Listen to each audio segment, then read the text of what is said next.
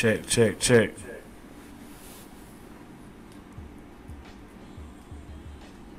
Turn me down. Turn you down? Yeah, I'm loud, bro.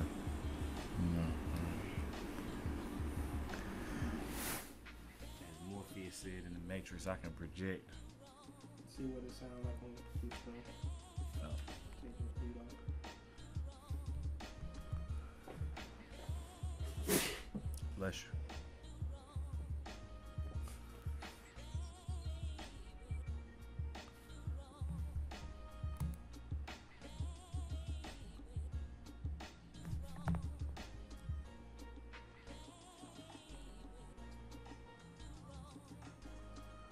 Test 1, 2.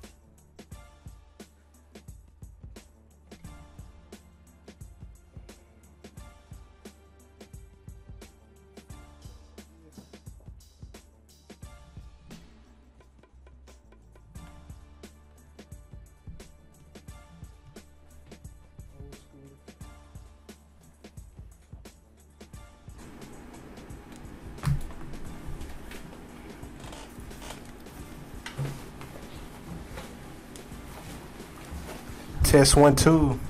All right, that's better. Yeah.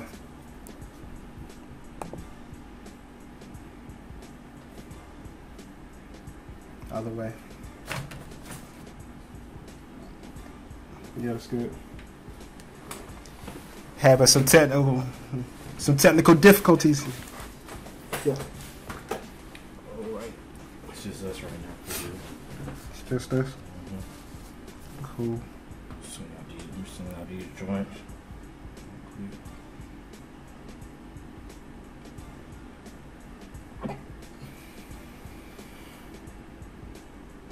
Huh. Ain't nobody even like the picture of everybody out enjoying their Mother's Day. Watching the game.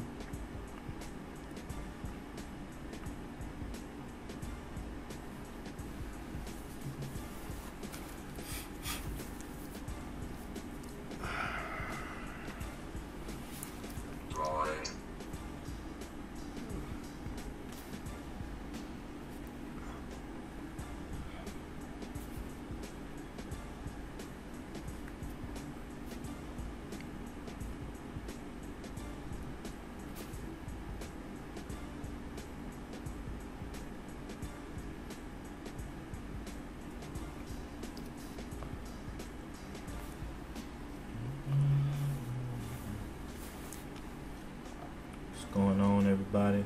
Be up in a few.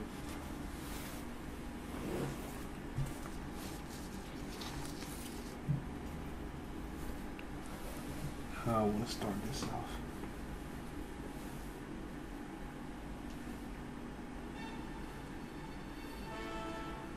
Now you start a freestyle. Okay. Give him like 3 O's.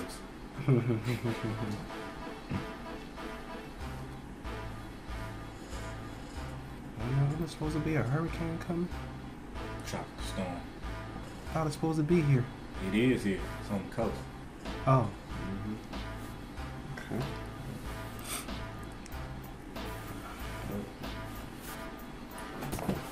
Nothing would be finer than to be in Carolina during Anna.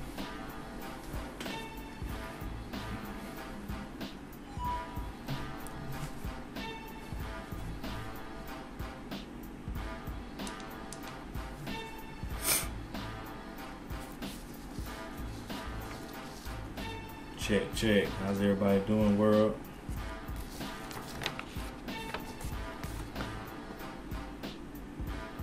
How you know? Cool. We ready to get started. Let's get it. Cool. Boom, boom, boom, boom, boom, boom. Reporting live from Hurricane Anna. This is InvinciBullTV. That's InvinciBull for Bull City, where the gods are immortal and the people are unstoppable. I'm here with my co-host today. His name is Jay Martin. What's good, IB? Yeah, all right. So today is Mother's Day. I'd like to say Happy Mother's Day to all the mothers out there, and a special Happy Mother's Day to all the first year mothers out here. Yes, Happy Mother's Day to all you mothers. Yeah. So, yeah. Up all night studying for this show, putting in work. Then had a cold. Couldn't go nowhere. Couldn't enjoy my Mother's Day all the way. I didn't want to have a problem with food and nothing, so I wanted to just quarantine myself. But I'm here for y'all today. Yeah, so today's show is about the philosophies of Booker T. Washington and W.E.B. Dubois. And we're going to compare and contrast them and see what type of teacher points that we can pull out of their philosophies, because a lot of the philosophies that they have, we still see people debating with those today. And we can see which ones, you can decide which ones better suit you, but it's not about you, it's about the group. So we'll see which one applies better, and you justify it for yourself. Yep. So Booker T. Washington. You want to start off Booker T. or W.E.B. Du Bois? Let's go Booker first. All right. So Booker was about building. So Booker T. Washington. Let's start off with the bibliography for today, because somebody asked me about what the sources were for the last show. Okay. So the bibliography is Up From Slavery. Yep. By Booker T. Washington. That's his autobiography. Yep. And then for W.E.B. Du Bois, the autobiography is Darkwater. And we'll be pulling from Souls of Black Folks. And then there's a few correspondence letters in between him and some other folks. And so Booker T. Washington. Booker T. Washington was actually born into slavery, and slavery ended. And so he became a free man off the strength of the Emancipation Proclamation in West Virginia. And he heard about a school called Hampton. Back then it was the Hampton Institute. Yeah, they weren't an official university, they was an institute. So an institute just builds technologies, right? And you go out into the world and make money that way, right? And so he heard about it. And so his main thing was coal mining. Him and his brothers were coal mining, right? And it was a white family on the hill, and I can't remember her name, but her reputation was being strict. And so people would leave the coal mine and try to go work in the house. Right. 2-3 weeks, stay back in the coal mine. Like, I'd rather be here. Right. Okay. But Booker T. Washington was like, I can make some money in there and get some type of education. Right. Because even though he didn't have an education, he was aware of his ignorance and that he couldn't get to Hampton without getting into that house. Right. So he got in that house, and before he learned the job, he learned the lady. Right. And then he learned the job, right, how to do the job for that lady. So here he's developing a sense of duty. Right. Right. And then he earned enough money and got some loans from his brothers, and he made his way to Hampton. Okay. From West Virginia. Okay. And the first day's travel by stagecoach, he took it with white people, and they got to the hotel, and the hotel wouldn't serve him. They wouldn't let him in the dead of winter. Right. And so he couldn't just sit still, because if you sit still in West Virginia cold, you die. You get you get frostbite. Yeah. So he just started walking. He kept walking, and he hitched rides and hitched rides. He only had one pair of clothes with him. That's all he could afford. And then he got to Richmond, Virginia, and he was all out of money. And he was homeless and didn't have any food for a week when he got there. And he saw food that he could take, but his morals wouldn't let him steal any of the food, right, even for survival. So he found somewhere off of the walkway, and that's where he slept. His satchel of his one pair of clothes, that was his pillow. And then a ship pulled in one day, and he convinced the captain to give him a job. Yep. He said, all I need is enough to eat. And so he got enough to eat and enough to get his transportation from Richmond to Hampton, which is by the coast, right? Yep. And when he got to Hampton, his clothes was dirty. Mm-hmm. He had a big thing about clean clothes and toothbrushes and bathing. He was like, that's the first thing that we need to educate our people how to do.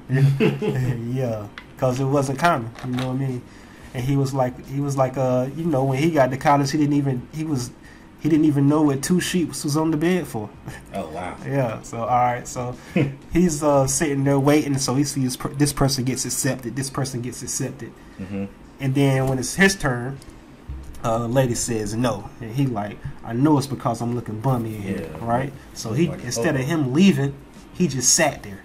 Okay. And then he was the only person that she was like, okay, well, we got this banquet hall, this dining room. She was like, it needs dusting. Right. It needs to be clean. Right. Right. And so he goes in there and he does the chairs.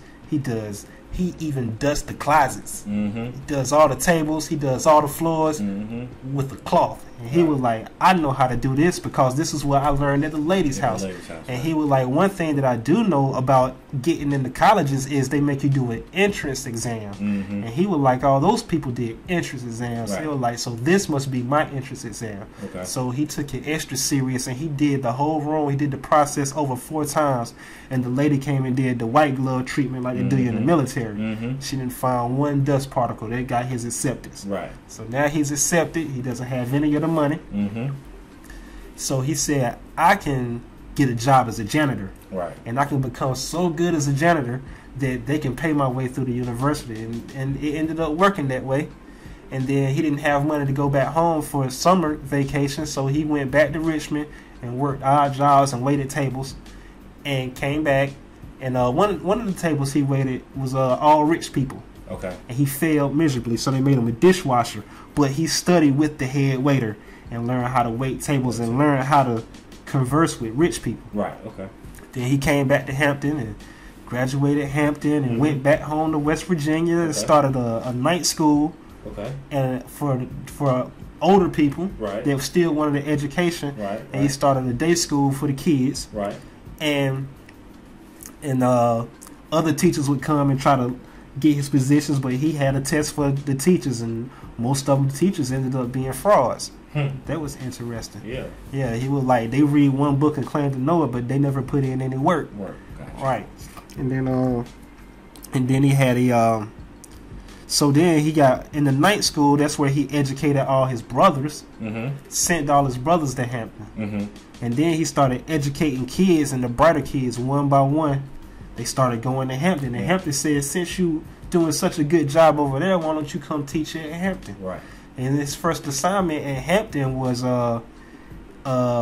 they brought in like 75 to 100 Native Americans and made him the head of that dorm. Yeah, and so he said the peculiar thing about that was he knows that Native Americans see themselves above white folks and definitely above Negroes. So he was seeing how the interaction would go, because this was a social experiment that was going on at Hampton. Right. And in this social experiment, he realized that that the beef comes from. He said white people assume that the Native American is uncivilized because they don't want to eat their food and dress like them and practice their culture and their language. Right. He was like, well, we do have to learn the language, but let them practice their culture. Right. And once everybody is allowed to practice their culture and eat what they want to eat, which is a part of your customs, he was like, everybody are just humans at the end and just want, mutual respect. Right. And so he got status and he built a good reputation, and he started teaching the other kids, and they integrated the Native Americans into the institute. And he was surprised that the black children wanted they was all for the integration just because they couldn't wait to teach their culture and learn the Native American culture. So it got along pretty good. And his only thing was he noticed when the rich kids started coming in, they didn't have a sense of duty. Right. And they didn't have a work ethic for manual labor. Right. Because he was like, he noticed this thing that people think an education will get you out of manual labor. Right. And so they never build that work ethic. And so he was recommended for Tuskegee, right? The infamous Tuskegee University. So he goes to Tuskegee thinking that he would get into a university. Right. And when he shows up, there's no college. Not one at all. Yeah, they was like, oh no, what we mean is the state said that we could have a university in Tuskegee. Right. And it's your job to build it with no money. All right, then. So the first task was to go around Tuskegee and meet all the families and find out where we're going to build it. Yeah, right. Yeah, so they scraped up some money. They found a plot. They bought 100 acres or something like that from a gentleman. It was a rundown plantation or something like that. Got it for $200. It was $500. They talked him into letting him get a down payment of $250, and he'll get the next $250 later. Okay. And one of his professors at Hampton actually loaned most of the money for that. Gotcha. Right, and out of his personal account. Okay. And then they built. So the teachers came. So they had he was the first teacher, and it was a rundown church and a shack beside it. Right. And you know the roofing was bad and everything. He said when it started raining, one of the older students would have to hold the umbrella over his head while he finished his recitation. Wow. Yeah, and in the morning when he ate breakfast, one of the secretaries would have to hold the umbrella over him while he ate the breakfast. Yeah, and so that was the start of Tuskegee. And the first thing he did was he took all the teachers, and the teachers was on that they don't want to work stuff. And so he led by example. He grabbed his axe and he went to the woods every morning, and him and those teachers cleared out 20 acres of land. And so they thought the first building was going to go up, but the first building didn't go up. He started a farm. He got some. He started planting vegetables, because when he went around the families, he noticed how bad the diet was. They coming straight out of slavery, and all they was eating was pork and cornbread. Yep. And then so they started planting vegetables to get the children's diet right. And so then he started a farm. You know, they had hogs and they had cattle, donkeys, and all that. You know, straight up farm. Yeah. And so his thing was that he's trying to make the university self-sufficient, because every month when the bills come up, they had debt. Right. Right. And then and so he's creating industry. Right. And so now the next thing is to put up the buildings. And so the first building he put up, the students had to go dig the foundation, and the students put up the buildings, and then they got Zoom type. Doggone cold. Just sneeze that over there. Oh. Yeah, and then he got the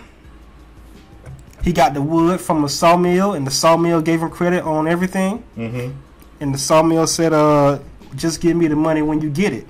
Right. And so the students agreed that they would put up the first building called Porter Hall, and they made it from scratch, and they started their own. They started producing lumber there.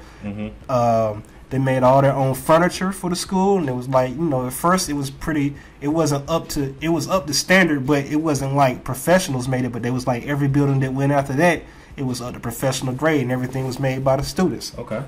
From the basement to the dining halls and everything. Okay. And then that's how the start of the university got. That's how Tuskegee University got started. Right. And then and so now you have W.E.B. Dubois. W.E.B. Dubois grew up in integrated city, right? An integrated town, right? And he grew up with the education, and the town was the town was incorporated. Okay. So when it got time for them to go to college, the town actually paid for it. Paid for them to go. Yeah, and so he noticed that his white friends went to Ivy League schools, and they sent him to Tennessee to Fisk University. Yeah, and that was his first experience with racism. Right. So that's where his roots for equality became his thing.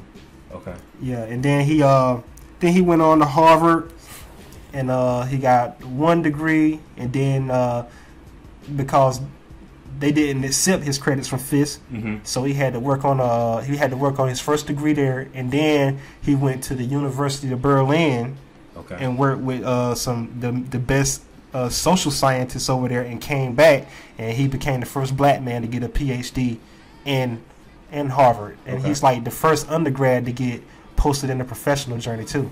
Cool. Right. And so he also started it. One of the first co-founders of the NAACP. One of the first started the first black think tank, the Niagara movement, which led to the NAACP. Yeah. So that's their starts, and so you'll see where the framework for some of their philosophies and their psychologies come from. So what's some of the contrasts and comparisons that we have in them? Well, the contrast and comparisons are, building versus education, work versus education. You got all kinds of different things. You have, nation building versus individuals. You got CEO versus employee. You got build versus gift. You got earn versus lottery. Talk versus work. Make versus buy. Okay. Government versus corporation. You got intellect versus handcraft. Civil rights versus money. Education versus training and ownership. Which one you want to get into first? Let's go education versus training and ownership. Education versus training and ownership. All right. So with education, W.E.B. Dubois felt that he had this concept of a talented tenth, right? And he wanted he felt that the elites in black society are the ones that should have the higher education, and they would progress the culture and the laws and the policies for all black people. And he developed this talented tenth concept off of his submerged tenth concept.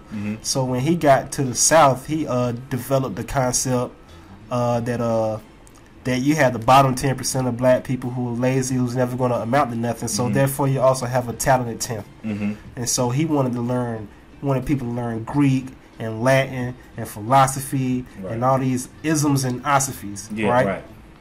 And all these suffixes, all these schisms, And so his thing was you could ultimately get into politics and get into a higher education, and you could push the whole race forward through the political process, voting and writing laws, right?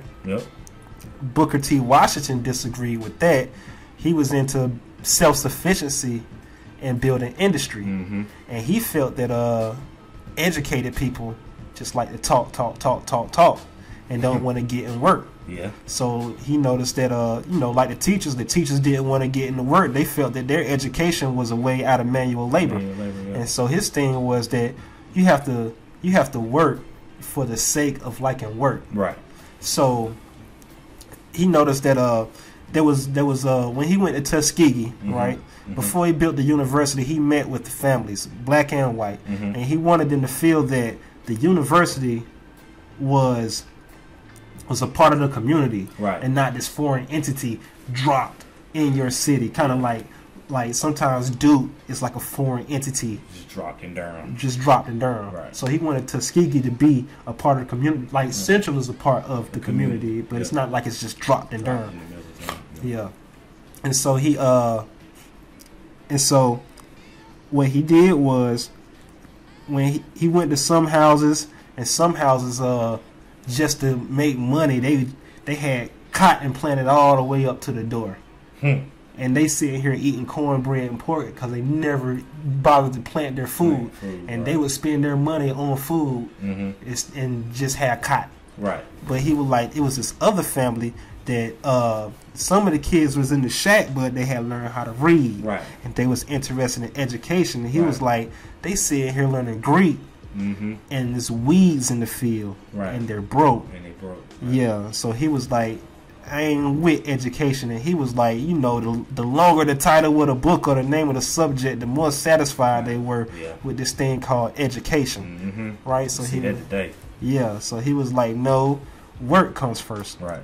And so how this applied to Tuskegee was, you know, all those things that they were working, like growing their own food, building their own buildings. So you do that most of the day, and then when you go to class and get your education, whatever you were getting educated in, you apply that to your trade right. to improve the process and the technology of that trade, such as he had one student that was learning chemistry, and he was a sweet potato farmer for his trade, and so he increased the yield on sweet potatoes, and so due to the chemistry that he applied. So the white farmers couldn't hate on that, right? And they was like, oh yeah, come school us on what you did. Yeah. So you know, and then the special thing about Tuskegee was one of the few places in Alabama that had good race relations after slavery. Right. Because one of his biggest helpers, one of his first helpers was somebody that fought in the Confederacy. Yeah.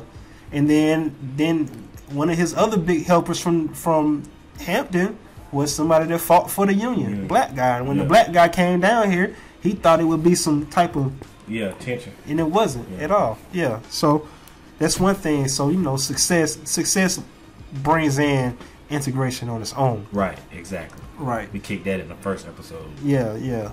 And so the way W.E.B. Dubois applied what he had going on was he was teaching the students Greek and Latin, and they would go on to be lawmakers. Right. And so when he applied his policies, when they applied their policies, it produced frustration because they didn't have the economic base. To back them.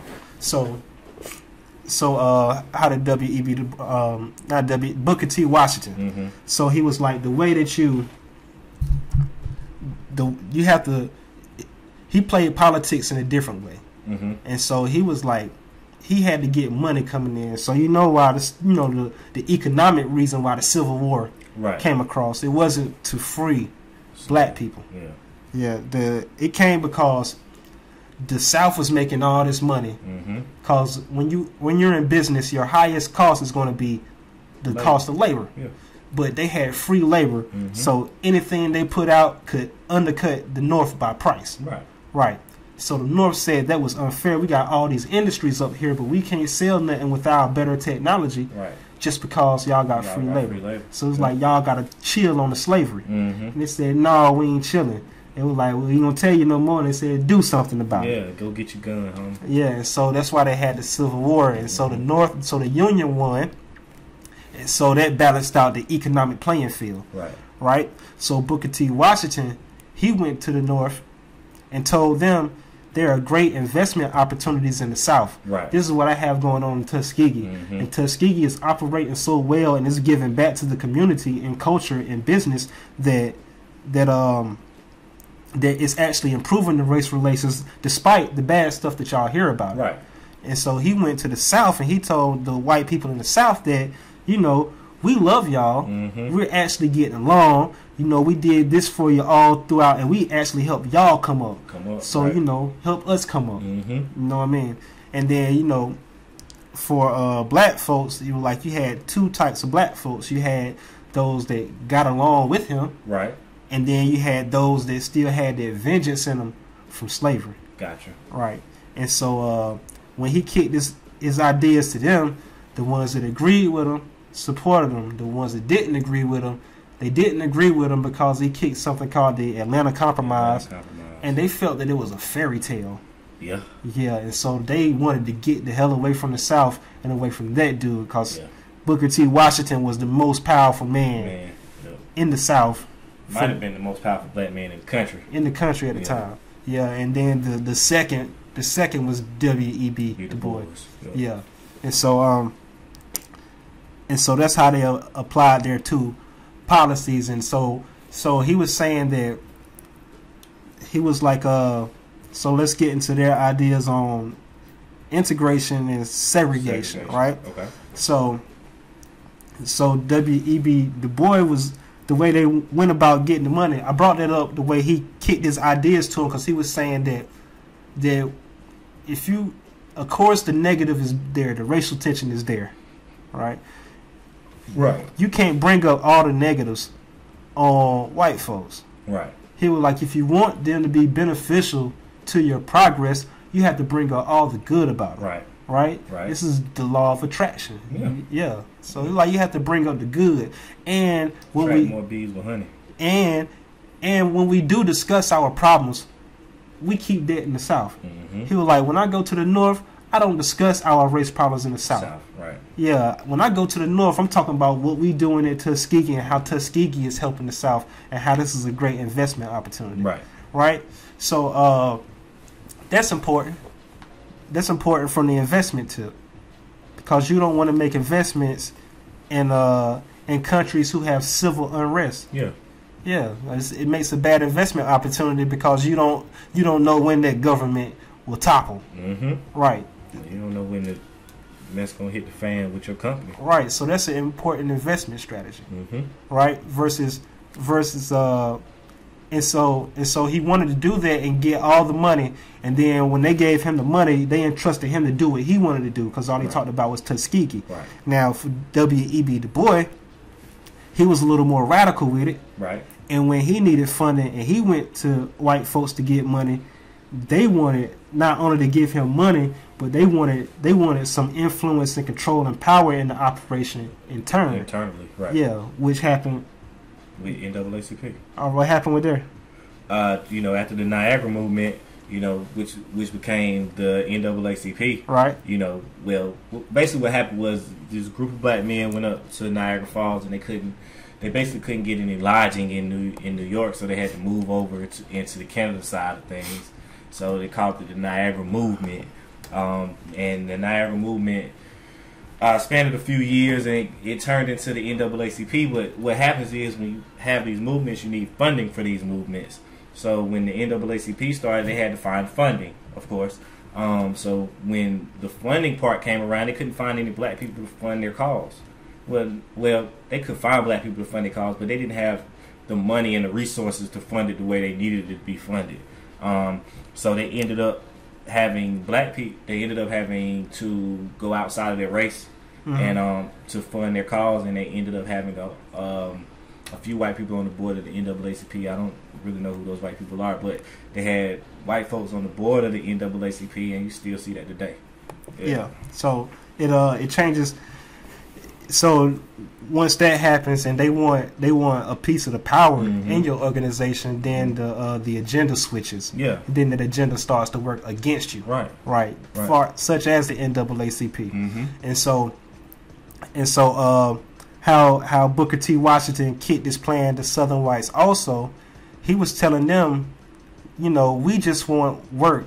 We just want a job, and we just want duty. Right. He was like, we don't even want social equality. No.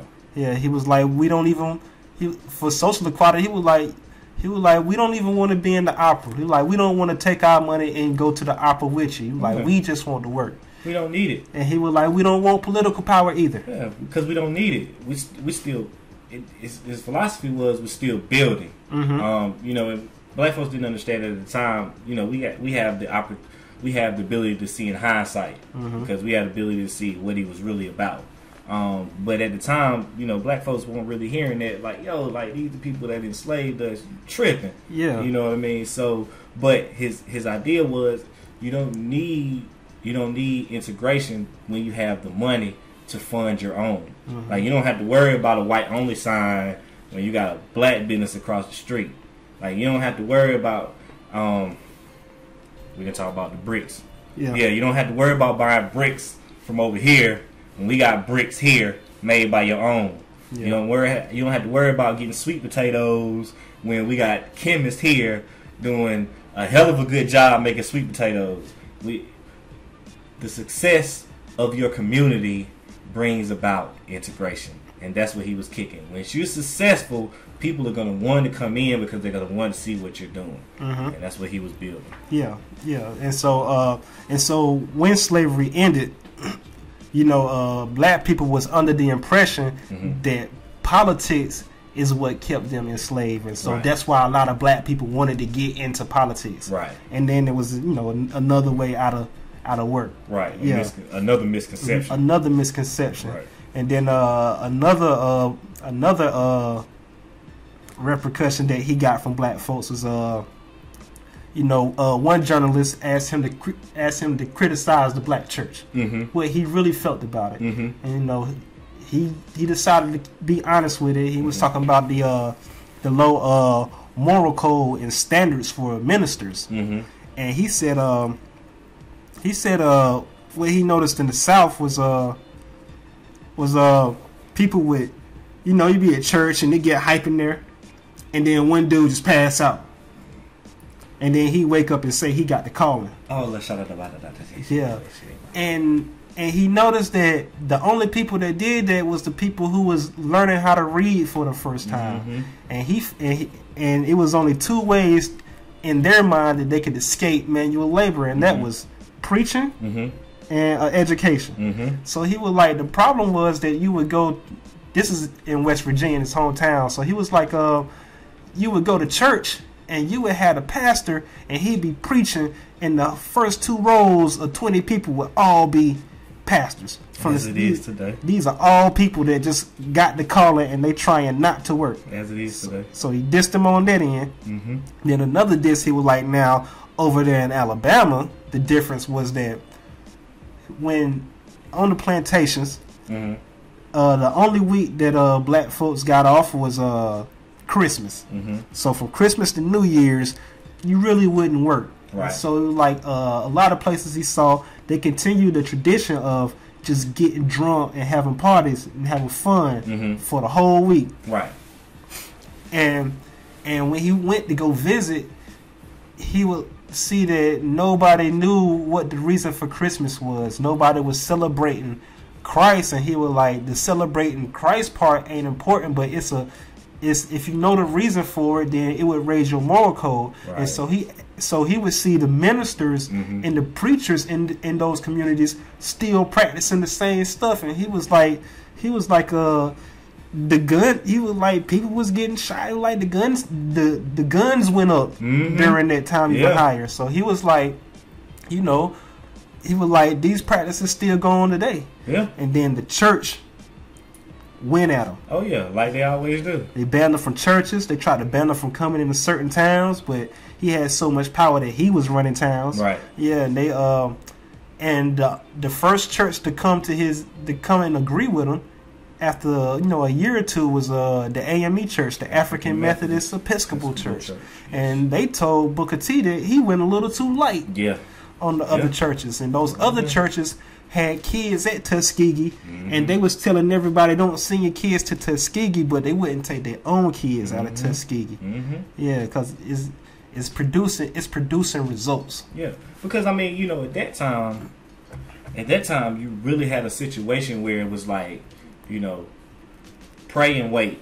Yeah, you know what I mean. Just pray and we'll get ours in the afterlife. You know what I mean. So when you have somebody coming from a situation where it's like, yeah, I pray, but that building ain't gonna build itself. And and what are y'all doing to build? Like, y'all are sitting here preaching this gospel that y'all have no understanding of, simply because you don't want to work. We see that today. Like, I've been in churches for the most, I say about 75% of my life, and it's still like that today. You got the head pastor and everybody loves him, and then the first two rows, you got the deacons on one side, you got the pastors on the other side, and they go back two rows, you know what I mean. And every time the pastor gets sick or he go on vacation, one of the deacons or one of the pastors sitting in the two rows goes up there, they preach a sermon, everybody gets all hyped, and and it just cycles and it recycles and it recycles, and sooner or later they get a church. You know what I mean. And the significance of getting off from Christmas until the first, you got to think about it. Like, if I'm kicking your butt every day, right? And then I say, okay, I'm not gonna kick your butt from this span of time because it's against my religion.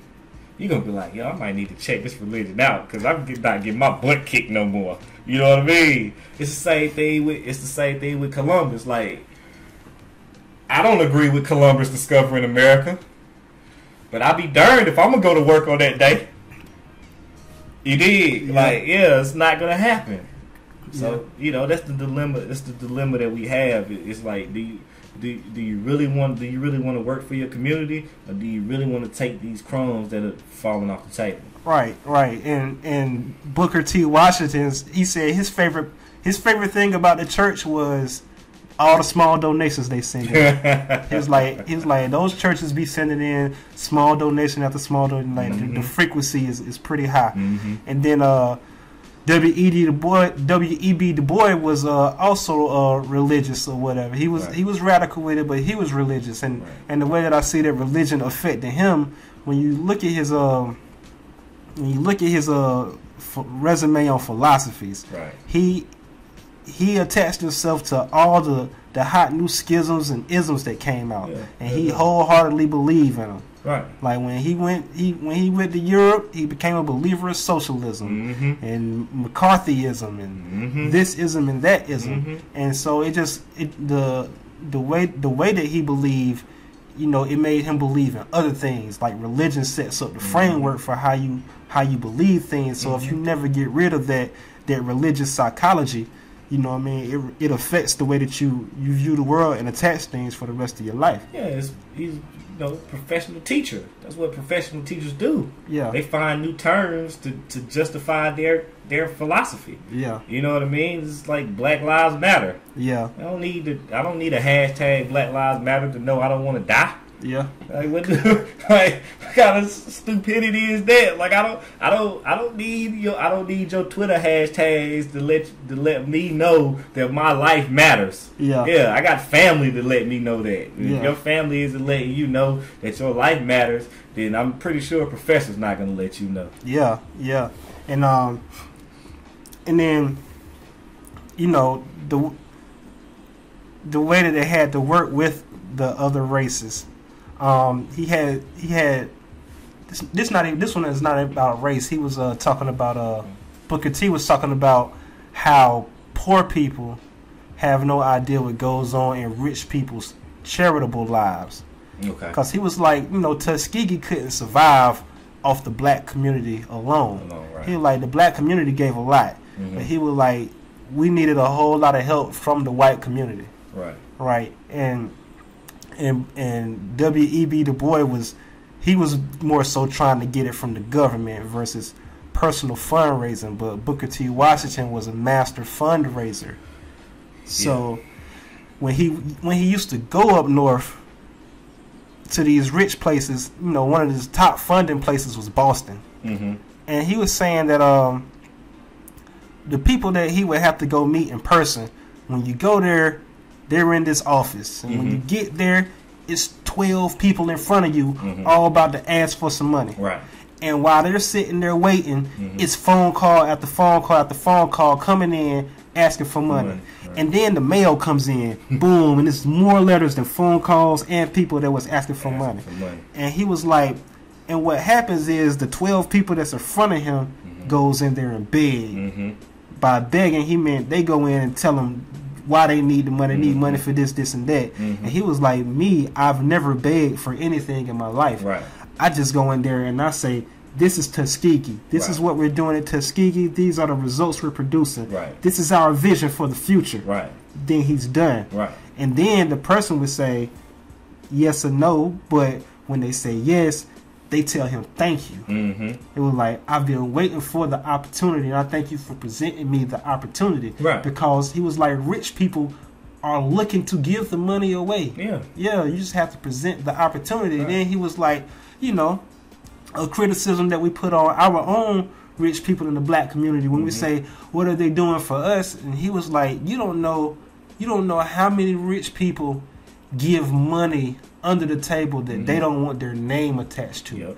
he was like, I've received hundreds of thousands of dollars of people who can't put their name on that they giving money to Tuskegee. Right, exactly. Right. And so when he built his wealth, he also did the same thing. So like, you know, he's preaching this one thing of how we don't want political power, and how we just want a job, and how we want to get along. But then he's taking his money and he bankrolled Marcus Garvey into coming into the country. Right. So, you know, when we was talking about Baltimore, we was talking about that these politicians have to come in here and play ball. Right. Because, you know, the whole time Booker T. Washington is saying we don't want political power, he's sitting there practicing politics. Right. In the face. Exactly. Yeah. Exactly. Yeah. You know, you gotta recognize game. Yeah. Like, I think about us. Sometimes we don't understand double speak. Yeah. You know what I mean? That's the thing that the politicians like to use a lot. And it's double speak. It's like, I'm going to say one thing in front of you to get everybody standing up and clapping. But I'm going to do something different behind. Because what I'm talking about is always at the far end of the spectrum. You see, I have to take you to the far end of the spectrum with my speech. But when we get in these back rooms, we have to compromise.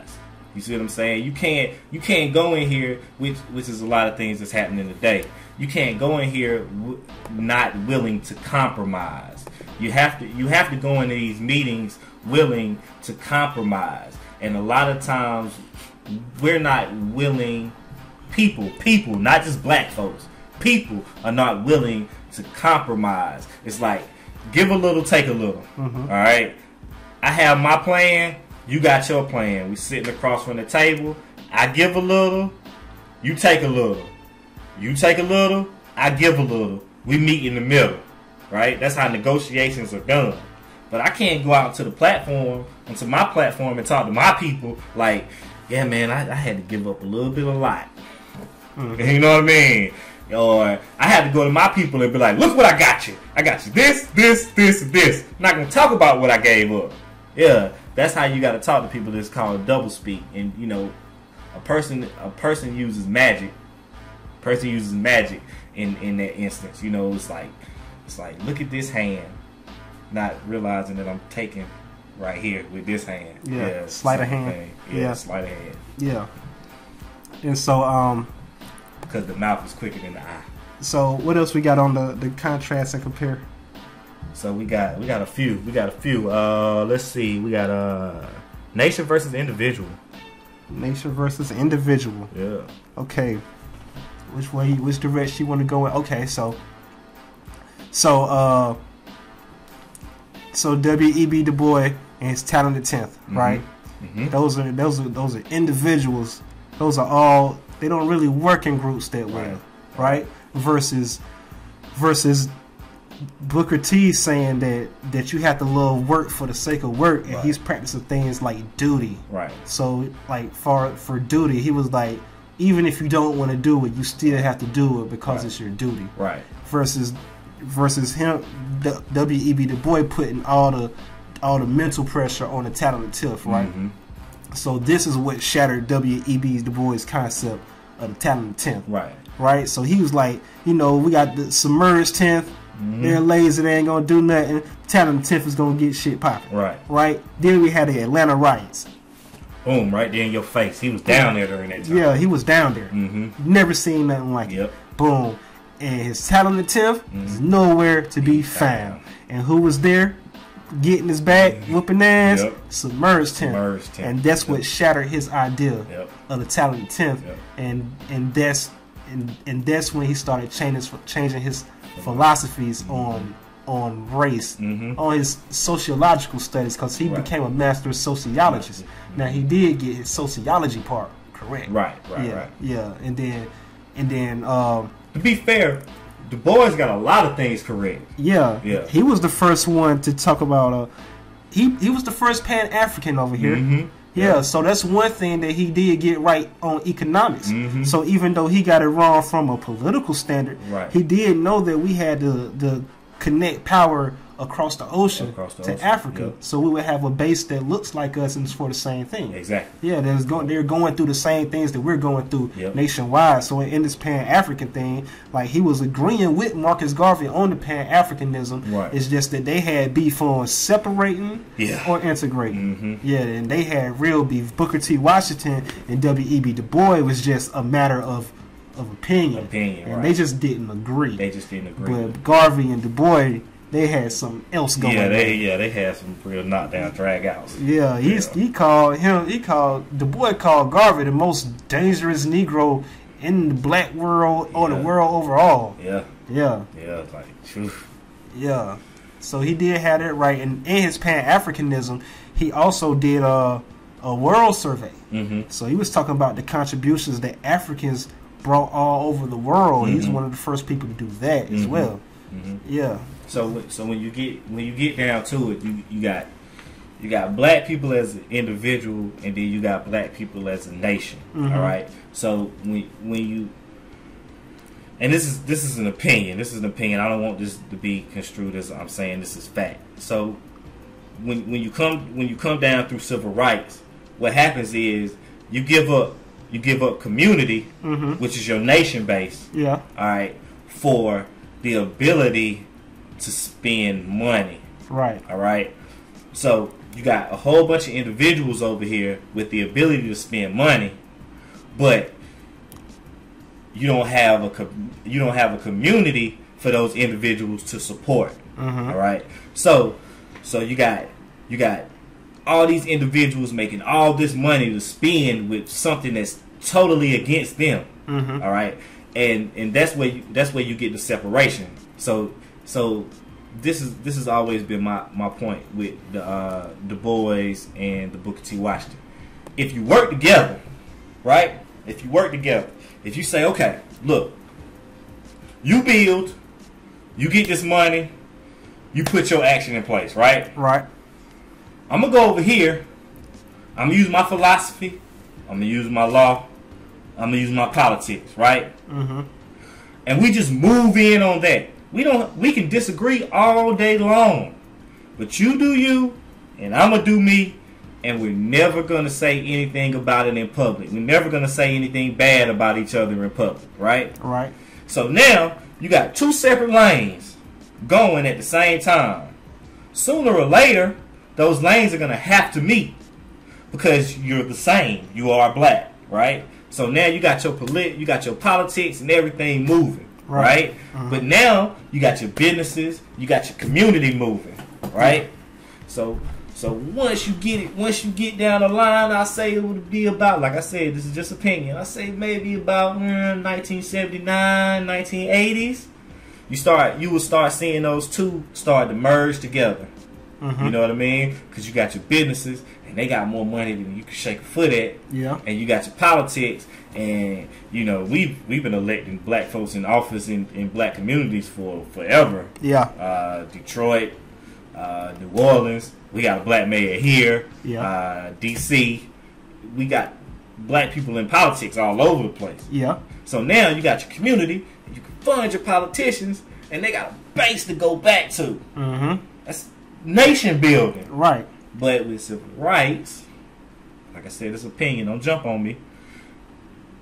You gave up that ability because it was like, well, we don't want black theaters. We want to go sit with the white people in their theaters.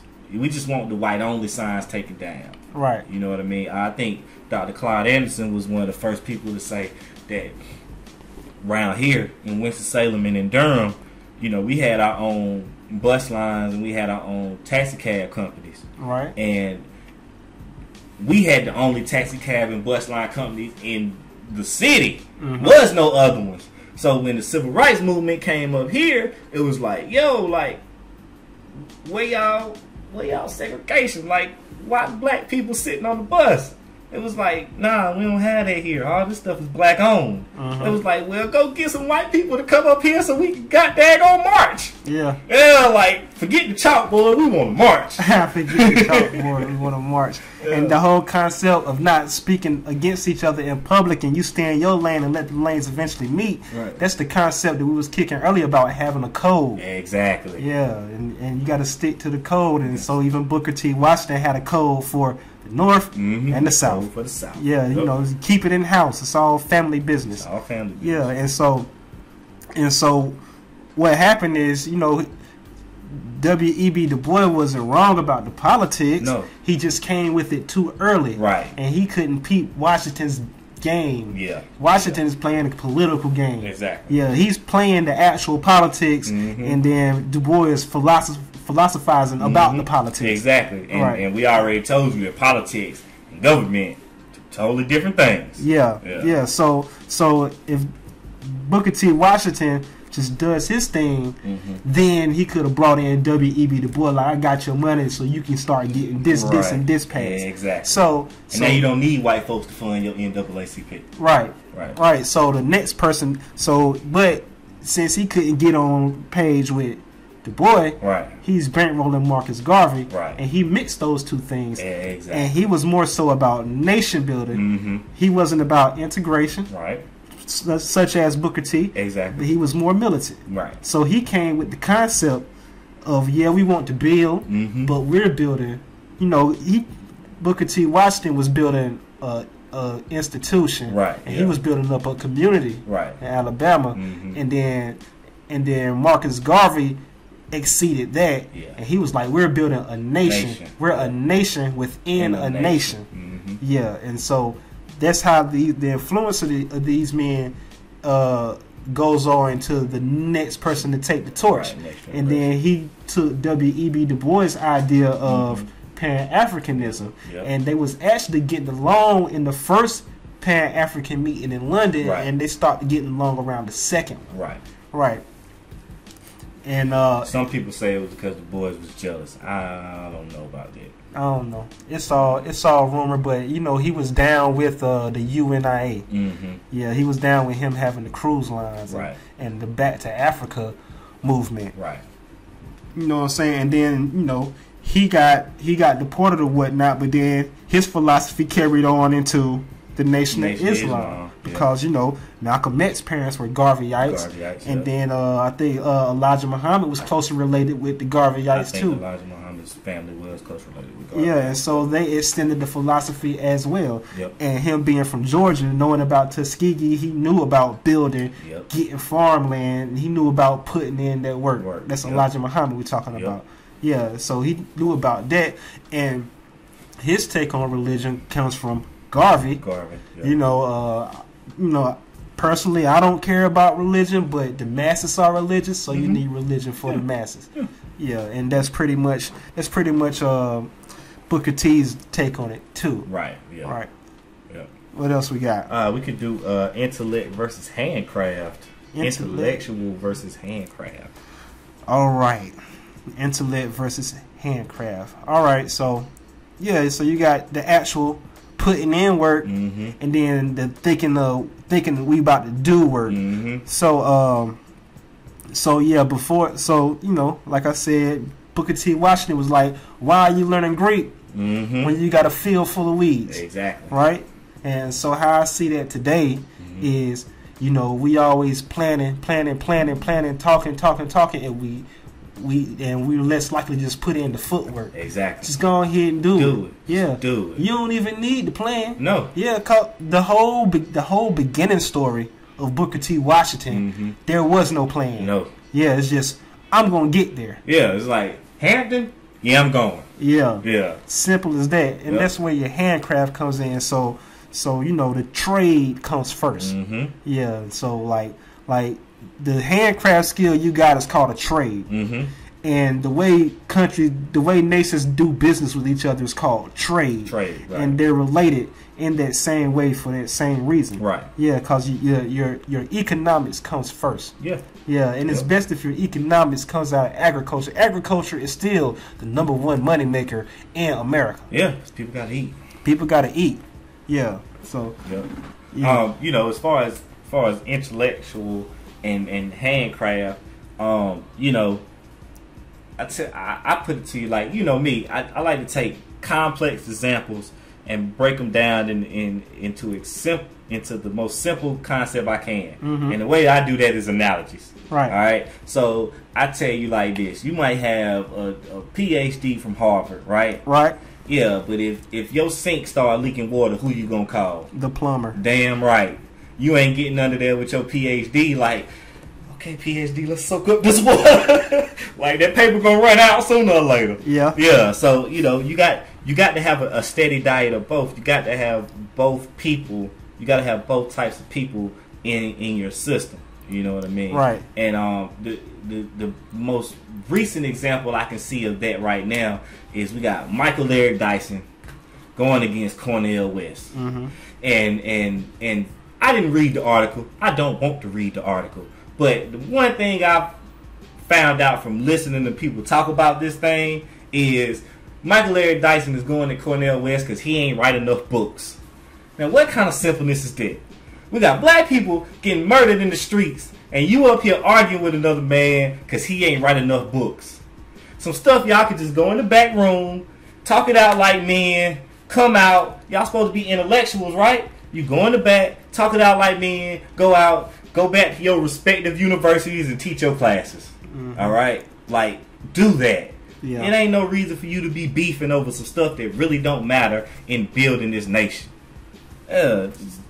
Crap, man. Makes me upset. But I'm not going there. And then next we got, that's another good we got here. Got the intellectual, civil rights versus money, Ooh. Education versus training and ownership. I think we done went over most of these. Do CEO versus employee. Ooh, all right. Yeah. All right. I'll start off. No, what I want you to school me on, earn versus lottery. That's when you can school Earn me. versus lottery? Yeah, what you mean by that? All right. So when you're working, right? When you're working, all right, and you build something from the ground up and it takes off. Okay. It gives you a certain feeling of accomplishment, right? Right. Yeah, it just makes you feel good. It's like, yo, like, I'll take me for example. I make paintings. That's what I do. Okay. After I make a painting, I haven't sold anything, but it makes me feel good to accomplish something. You know what I mean? Once I'm done with the painting, I haven't earned anything, but I have that painting. You see what I'm saying? Like that's what I've done. Yeah. So now when I sell it and I get the money back, it's earned income. Yeah. All right. With a lottery, on the other hand, a lottery is a gambling game. Okay. All right. So you don't. Once you win the lottery, you don't really feel no type of accomplishment from it. Like you're happy. Yeah. You're happy, but you don't feel any type of accomplishment from it. Okay. It's like, yo, I got lucky this time. Yeah. Yeah, I got my little $100,000. If you're lucky, you win the big joint, which is like $300 million or whatever. But you know, for the most part, people win the $100,000 or the million or whatever, and it's like, yo, I got it. Let's go chill. Let's go spin. Yeah. Because you haven't put forth any dedication, determination. You haven't had to sit down and come to a realization with yourself that these are the steps that I'm going to take to get somewhere. You know what I mean? So now you got people who get the lottery. They don't have no discipline. They have no determination. They just hit, and it's like, oh, you just spend all of your money. You know what I mean? Because you haven't earned anything. You haven't worked towards anything. Yeah. And how that comes into contrast with W.E.B. Dubois and Booker T. Washington. Like you said, Booker T.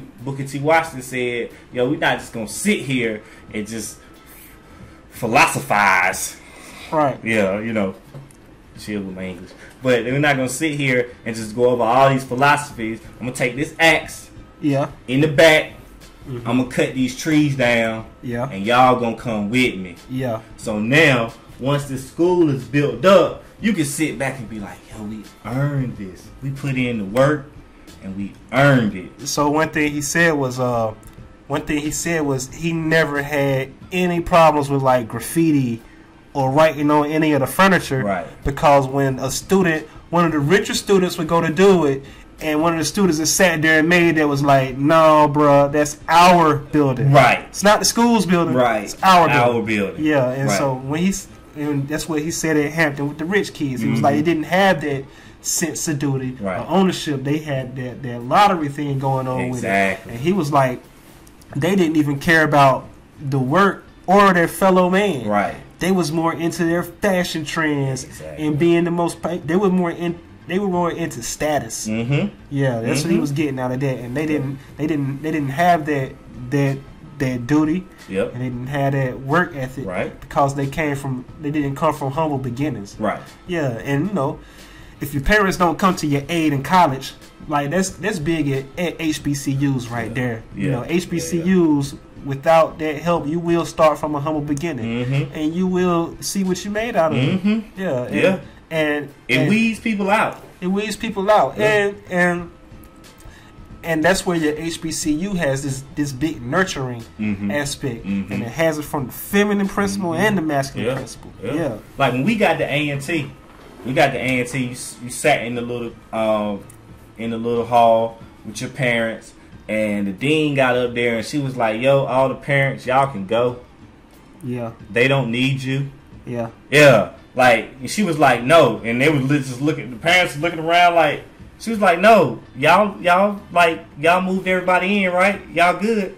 All right, bye. See you. Yeah. She kicked them all out. Uh-huh. Yeah, like, we don't need y'all here. Y'all are grown. Y'all get it on your own. Yeah. That was one of the big things at A&T, and I didn't realize or understand that until I was probably about a junior, and nobody was coming to my aid. I had to get it on my own. Yeah. Yeah. Yeah. Let's see what else we got. CEO versus employee. Okay. I think people understand. I think people understand the CEO versus employee. I think we did a good job with that on the first show. Right, but I want to explain something about that. Okay. That's not really related to the topic. Okay. CEO is a title. CEO is a title. It's a job title. It's a job title. All right. CEO means nothing if you're a publicly traded company. All right. Right. Like, perfect example, Microsoft. Who's the CEO of Microsoft? I don't know. It ain't Bill Gates. Yeah, he gave it up. Right, but who's the richest man in the world? Bill Gates. Right, why? Because he owns controlling interests in Microsoft. That's the thing. Like, now, CEO matters if you're a private company, you might be the CEO and the owner. Right, that matters. But only if you're the owner. CEO is a job title, period. And period, right. If you're the owner and you're the CEO, then cool.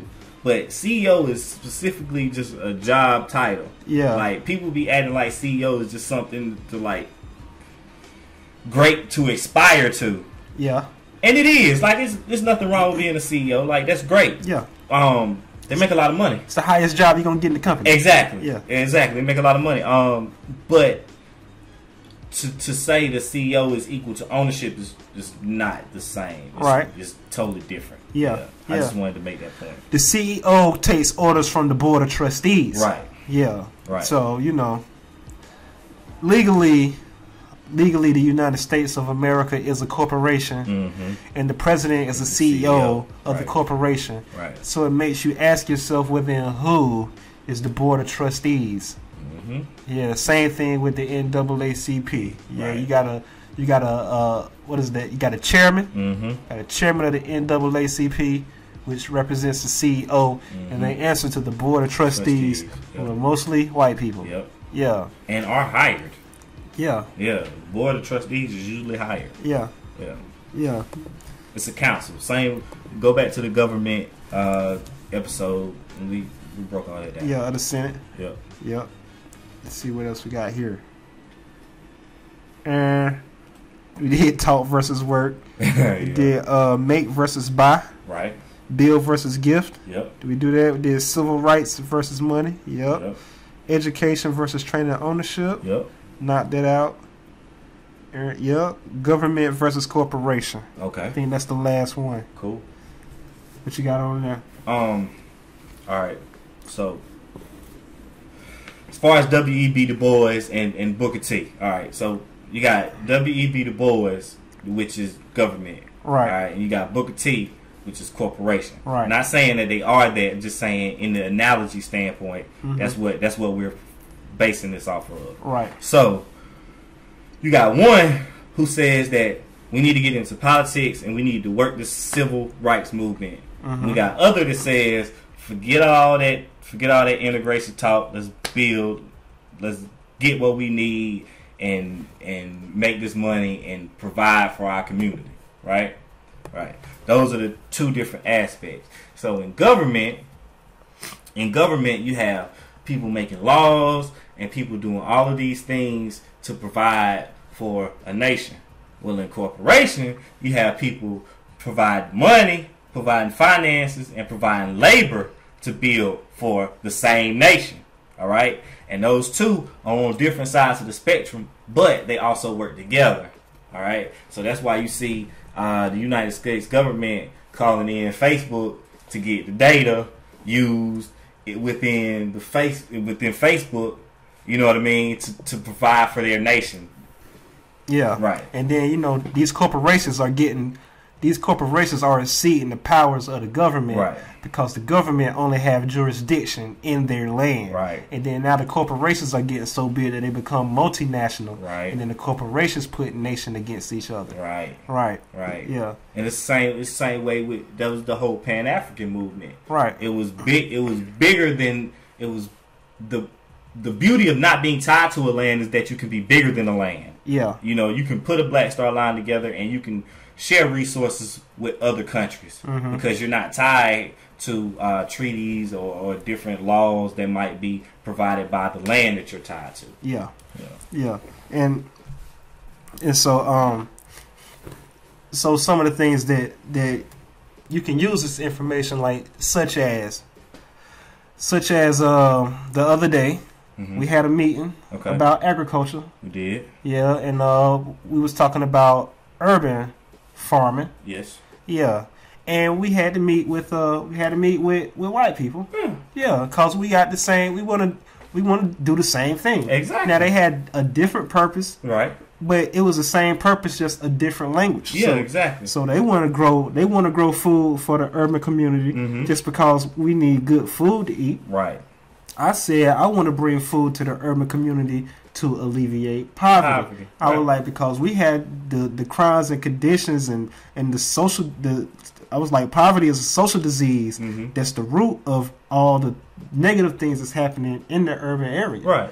And they was like, yeah, so we want to bring good food. I was like, so the people that has the worst health is in these same communities, and poverty also affects the diet. Right. I was like, so I taught them into poverty is what we're eradicating. Yeah. Yeah. And they agreed. Yeah. So don't make a devil out of anybody. Man. Right. Yeah. So they're more so on the government side. Right. Of wanting to get funds from the government on some W.E.B. Du Bois shit. Stuff, and I'm like, well, that's cool, but what I want to do is monetize it. Right. Yeah, cause like, you know, we got to provide jobs out of these, because I was like, the government is going to take you off the tip. Right. And so you're going to have to be self-sufficient and eventually provide for yourself. Yep. Yeah.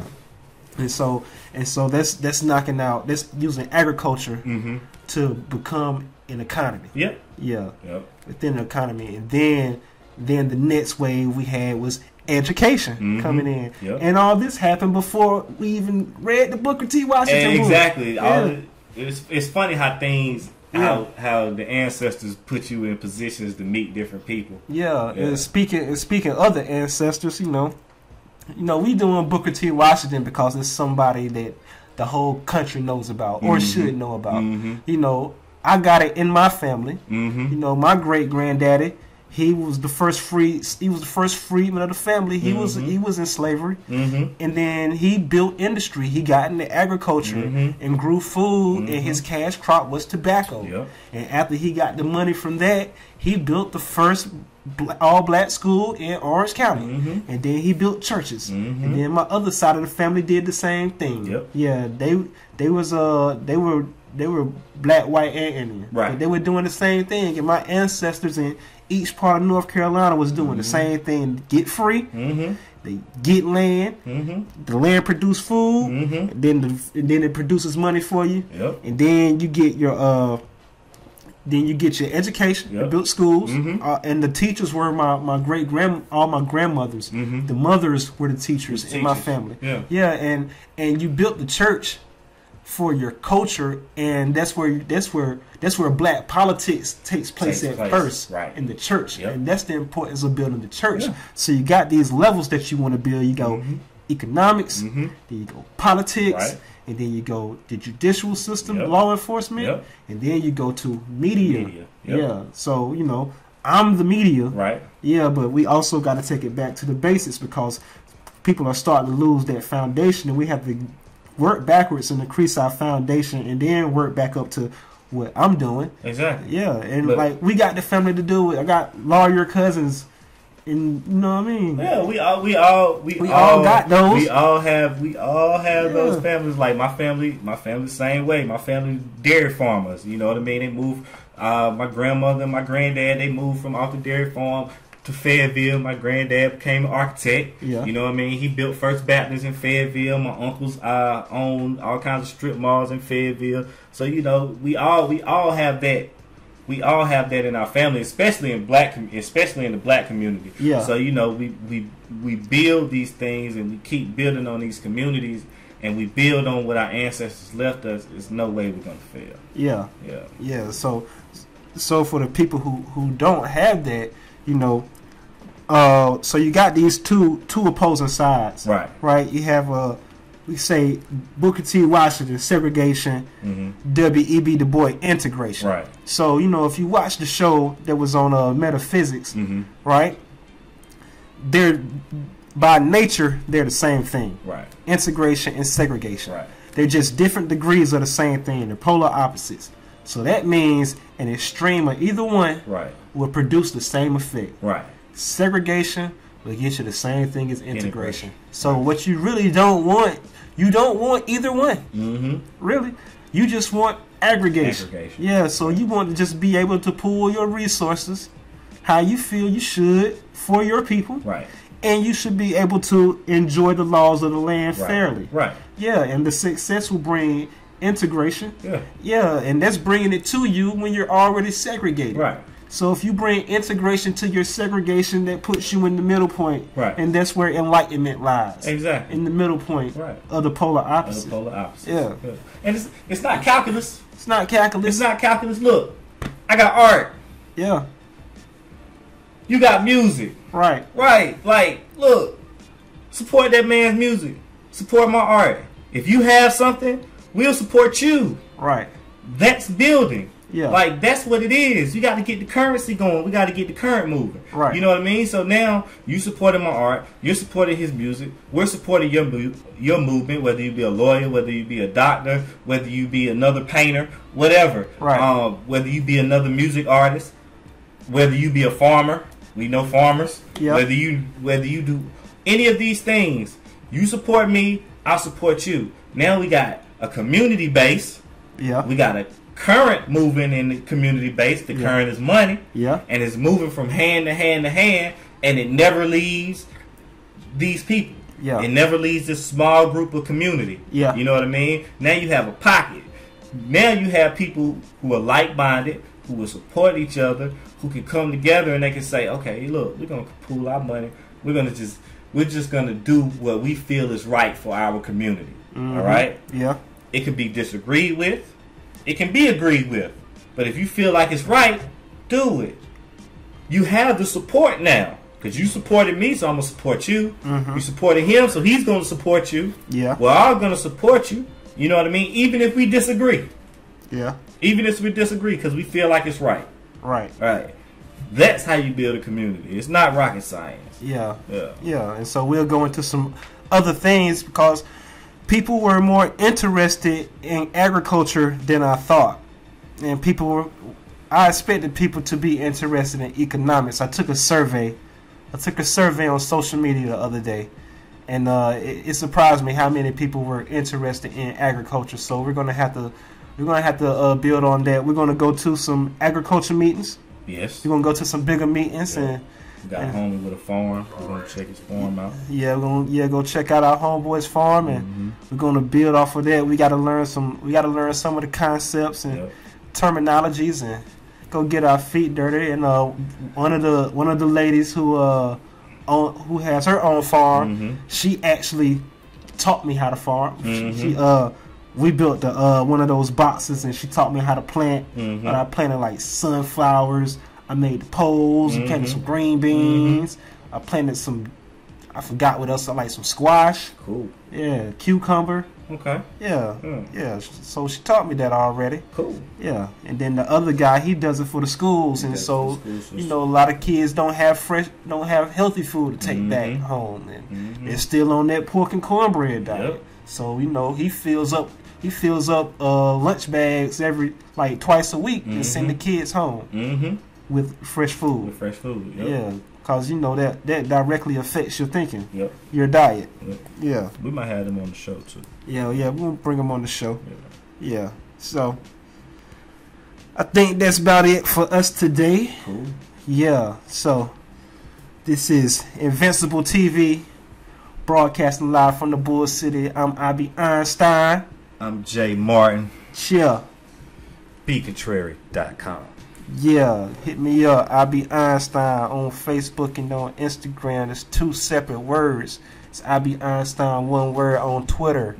Yeah, go cop Independence Day is Dead. That's www.cdbaby.com/I.B. Einstein. Support. Peace.